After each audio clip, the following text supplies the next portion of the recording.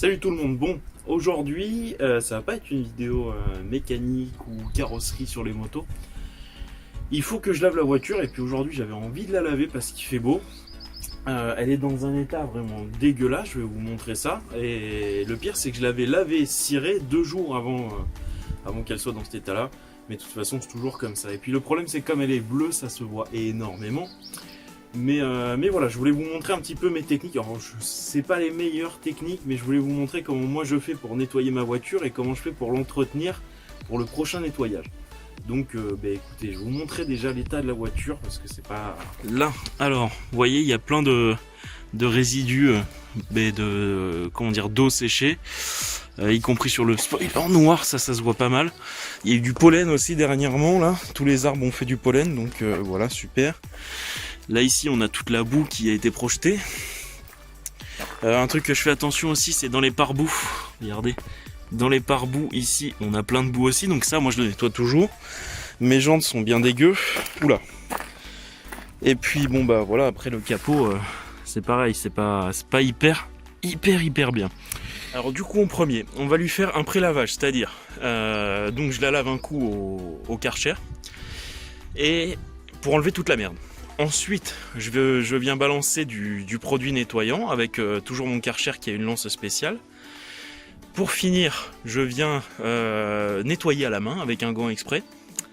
Ensuite, re-rinçage. Une fois qu'il ne reste plus que de l'eau sur la voiture, je viens complètement l'essuyer pour enlever toutes les traces d'eau pour pas que ça sèche au soleil.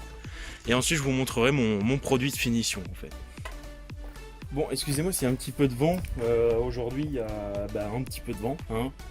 Élémentaire mon cher Watson, et vu que j'ai pas de micro-cravate, il y a des fois on pourra peut-être l'entendre. Alors ici on a le récurage, le nettoyage et la protection, comme ça c'est organisé. Alors pour le récurage, tac ça on va le mettre là. Moi j'utilise, alors pour les parties en acier, en alu, les chromes etc, on peut utiliser la pierre d'argent. En fait c'est quoi la pierre d'argent? C'est une poudre comme ça, enfin c'est poudreux là, mais voilà, c'est encore un peu humide. Ça fait une pâte, et cette pâte là on vient la prendre sur la mousse, et ça vous venez frotter sur ce qui est par exemple collecteur, sur voilà, tout ce qui a besoin d'être épuré. Moi je le nettoie avec ça, ça coûte pas très cher, c'est super bien, ça se trouve dans le rayon ménager, hein, la pierre d'argent. Ensuite j'ai pu tester aussi le harpic et la laine d'acier pour tout ce qui est nettoyage des échappements. Et alors, à mon grand étonnement, ça marche, mais alors d'une force, c'est super bien. Donc ça, je vous ferai une vidéo exprès à côté, parce qu'il faut un petit peu de temps. Ensuite, là, pour entretenir la voiture, j'ai quoi?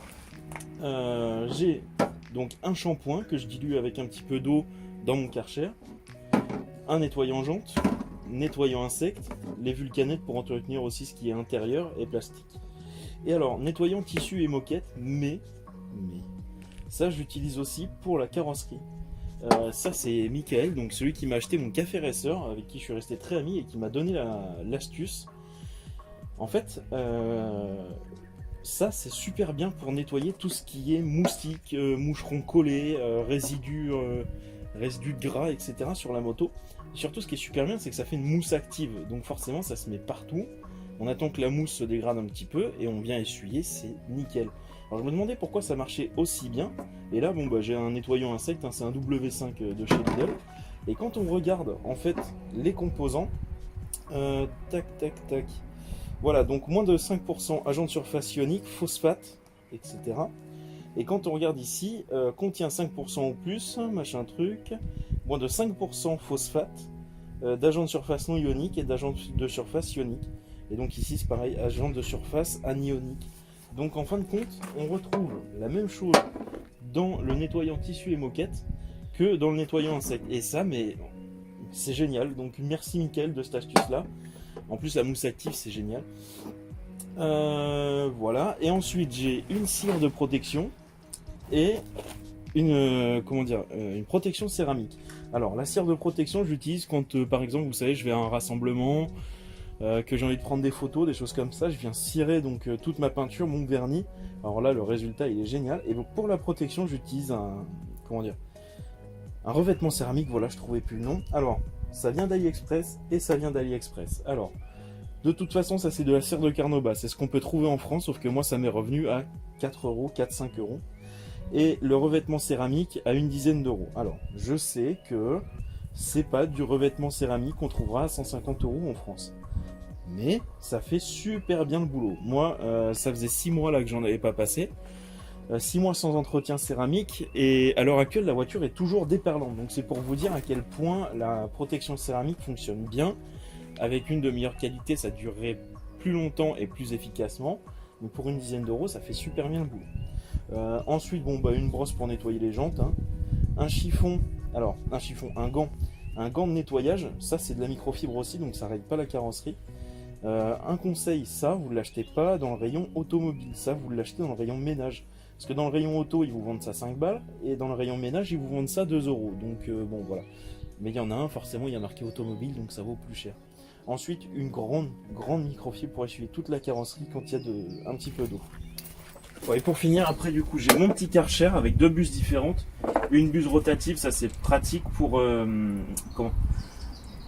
rincer la voiture. Et ensuite, j'ai une lance normale, donc avec petit G, G large.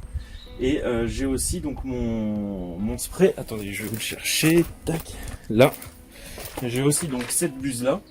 Avec ici du shampoing. Bon, j'ai mis la moitié de mon shampoing. Je vais remettre la moitié d'eau parce que le truc il est hyper concentré. Et le Karcher il envoie pas mal la pression. Mais voilà, c'est un petit Karcher que j'ai acheté une 50aine d'euros, je crois, en promo. Et donc ça me permet de quand même vachement bien nettoyer la voiture. C'est super pratique. Si vous avez de la place et tout, moi je vous conseille d'investir là-dedans. C'est quand même vachement bien. Oh, écoutez, lui il passe tous les jours. Il me régale, putain. Normalement, il passe à Mac 12, le type. Ah, il doit y avoir une voiture. Ah!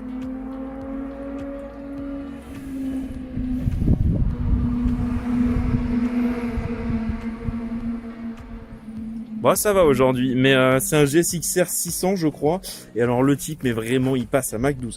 Bon, c'est type part pour le premier rinçage de la voiture, pour enlever toute la merde qu'il y a dessus. J'ai oublié de vous dire, commencez toujours par le haut de la voiture. Comme ça, en fait, ça permet que du haut vers le bas, la merde coule du haut vers le bas.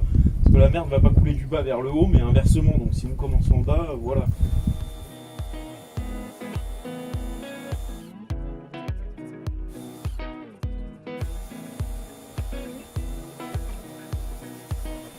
Autre conseil, faites toujours ça, voiture froide. C'est-à-dire que ne balancez pas de l'eau sur des freins qui sont bouillants. Je vous le dis d'expérience, je fais super gaffe, mais une fois je l'ai quand même fait, hein, débilos. Ça m'a voilé les 2 disques de frein à l'avant, j'en ai eu pour 300 balles parce que c'est du gros freinage. Voilà, bref, faites toujours ça avec une voiture froide.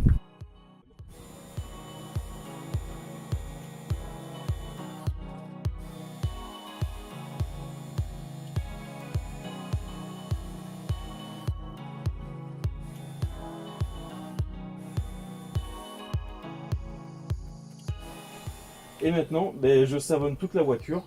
Comme ça, en fait, le pré-lavage, ça permet à ce que le savon atteigne bien la carrosserie et pas qu'il stagne sur la merde, quoi.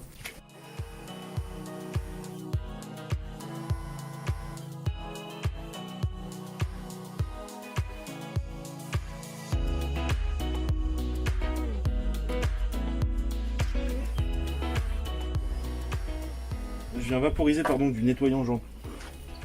Comme ça, lui, il a le temps de faire action. Le temps que je nettoie la carrosserie. Moi, j'ai des étriers neufs et bien gris, vous voyez, à l'avant.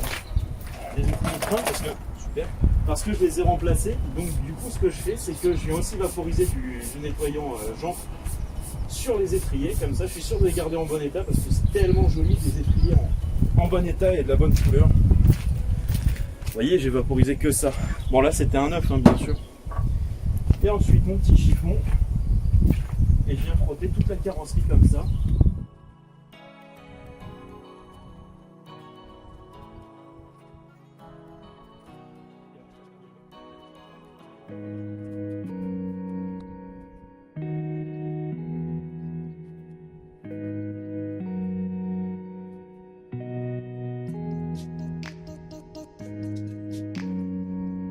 Alors beaucoup vont crier, vont même m'insulter par rapport au fait que je vienne frotter ma carrosserie, mais étant donné que ça c'est de la microfibre, ça ne fait aucune rayure, les amis. là. Et maintenant, le rinçage.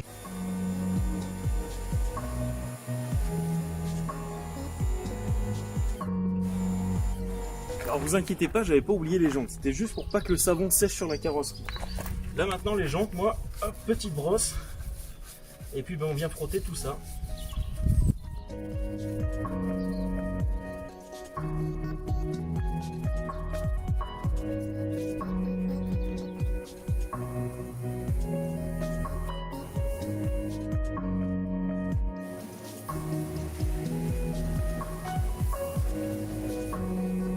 Voilà, maintenant que la voiture est bien rincée, moi je prends une microfibre.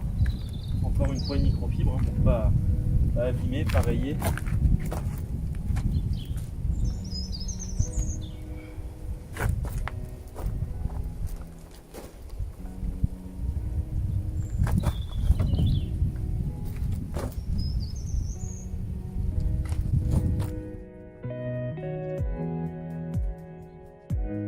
Par contre, impérativement, après chaque lavage de voiture, votre microfibre, vous la lavez parce qu'elle se charge de micro-merde. Et le gant, c'est pareil. Donc ça, à chaque fois, c'est machine à laver, ok? Bon, je vais attendre que ça sèche parce que c'est pas forcément sec partout. Enfin, il reste un petit film d'humidité. Et ensuite, je vais venir appliquer mon revêtement céramique partout sur la voiture. Parce que je pense qu'au bout de 6 mois, ça lui fera du bien quand même. Alors maintenant que tout est bien sec, je vais venir appliquer mon revêtement céramique. Alors, j'ai peut-être pas la meilleure technique, moi c'est la mienne, c'est celle de ce que j'ai appris en regardant plusieurs vidéos, tutoriels, des choses comme ça.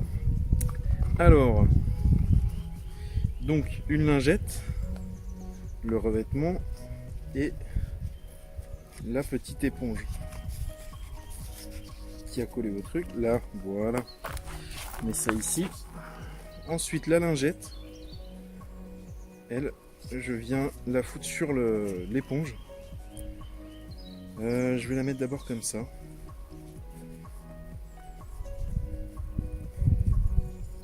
Là, bien proprement. Et je vais venir imprégner ma petite lingette de mon revêtement céramique. Ah bah il y a un bouchon, je suis con, putain, mais c'est pas possible d'être aussi con. Là, pour éviter l'évaporation, je pense. Hop, voilà, quelques gouttes. Et là, je viens faire des grandes passes ensuite.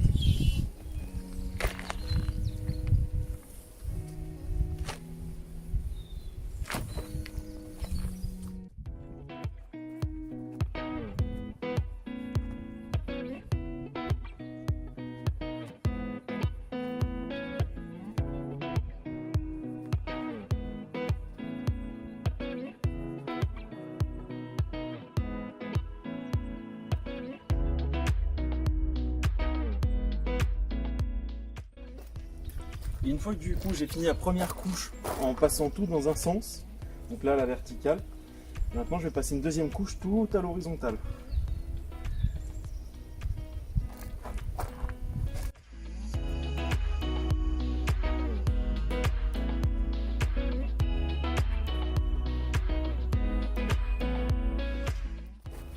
Donc maintenant pour finir, un coup de microfibre hyper propre, c'est pareil, celle-ci elle sort de la machine.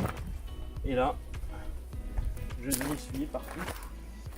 Alors par contre, il faut laisser une bonne dizaine de minutes sécher, rentrer dans la carrosserie, pas rentrer dans le vernis.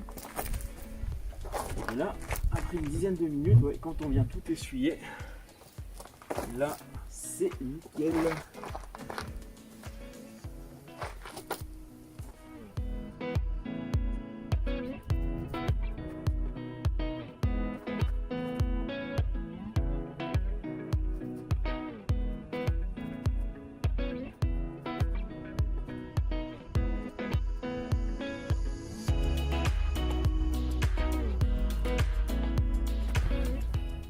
Oh là là, c'est beau.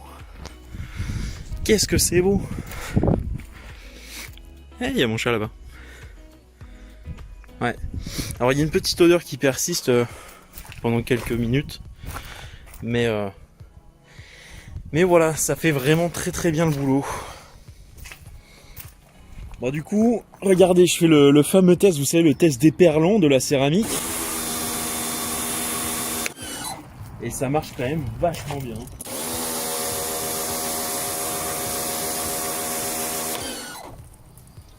Il n'y a rien qui reste dessus, voilà, c'est ce qu'on voulait. Qu'est-ce que je voulais dire? Bon bah écoutez, du coup moi je vais réessuyer toute cette merde vu que je viens de balancer de l'eau, hein, c'est super. C'était juste pour tester la céramique.